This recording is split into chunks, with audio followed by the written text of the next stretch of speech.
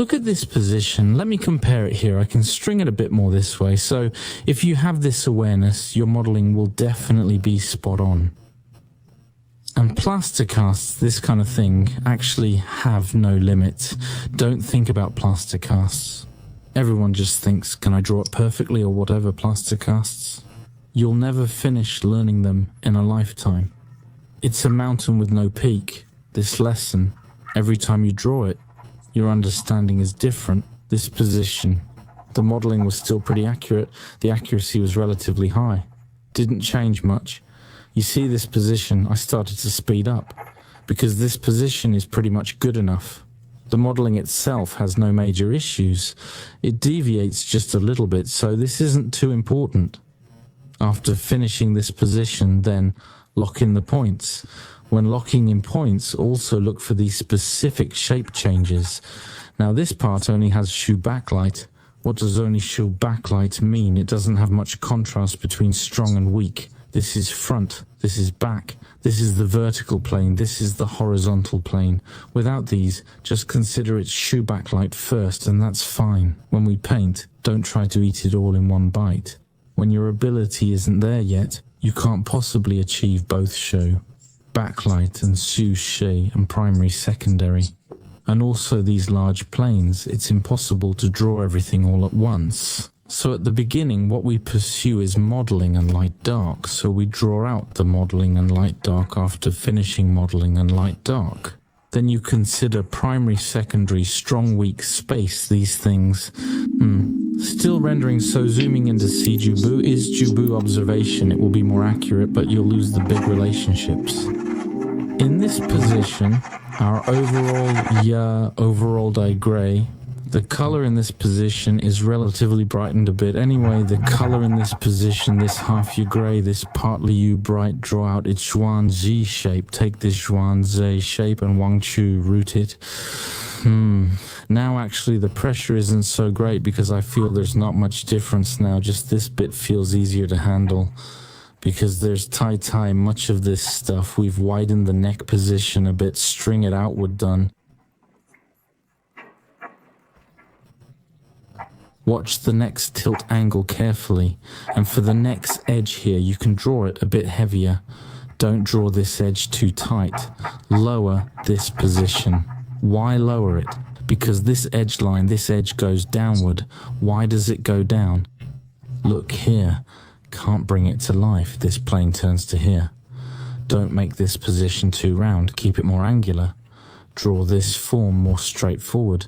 Don't make it too soft or with too many stray lines. Let's push it outward a bit. Once that's done, for this position, we don't need to copy the photo. You don't need to make it so heavy at first. Start lighter, done.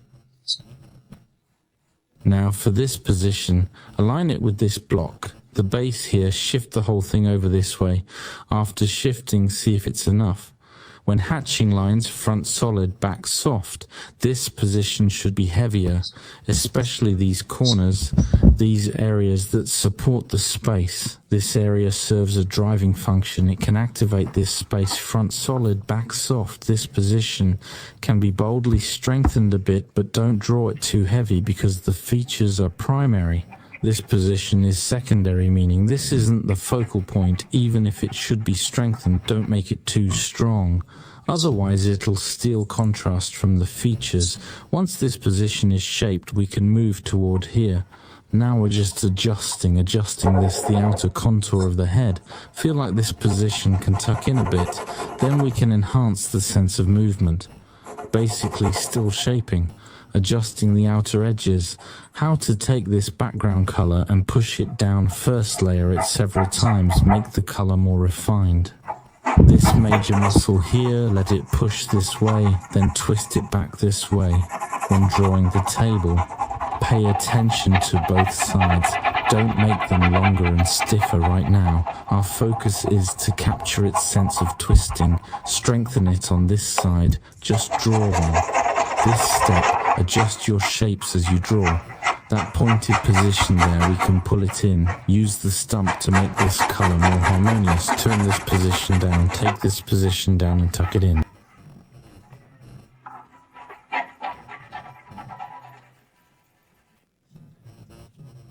Let's bring out the color in this highlight area a bit more.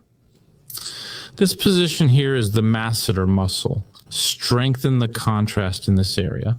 Add some dots around the lips where the beard is. Enhance the detail and form in this section. Deepen the color inside the mouth. Because with large B-grade pencils like these, when drawing, the color will be pressed down more solidly. If you can't get carbon pencils, you can use 10B, 14B, or 16B. Any of these work. I have 16B and 14B at home, but they're not that great to use. So I just got used to using 10B. Just grab whatever's available and use it.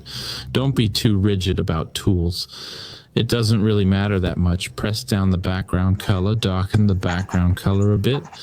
Don't think this step is just about blending colors evenly. This step is about going deeper. At this point, we can take out the eraser and directly erase out the highlight form in this area, middle gray to light. We're thinking about the three major planes. Bring it close to the outer edge and erase this area. Erasing and deepening the form are the same. Just radiate outward from the features after the eyes. Erase the forehead area after the nose. Erase this middle section after the mouth. Erase this section. Then continue downward in the same way. Add a bit here. Rub it harder. Use a tissue to rub over a large area, apply some pressure, let the color spread and blend evenly, because rubbing with tissue gives a more delicate feel overall. Now the ears feel a bit too tight, don't make them too round, make them a bit more angular. So at this point we deliberately emphasize the corner-like areas.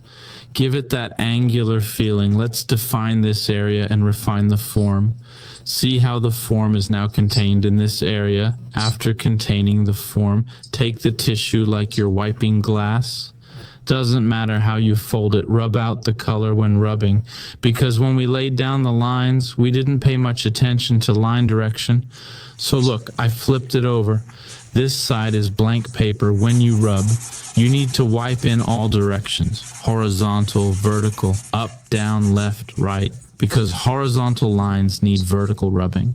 Vertical lines need horizontal rubbing.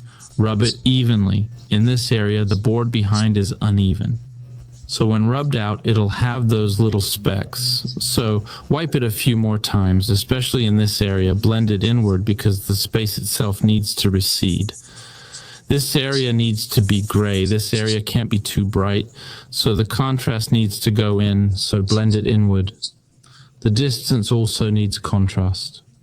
So rub this whole area inward. See? Don't be afraid to go in. As long as the brightness of the nose, you keep that out. Let this area contrast over. With contrast, the spatial depth will be stronger. This edge must be very soft. Don't just copy the photo. In the photo, this area, everyone can see it now, right?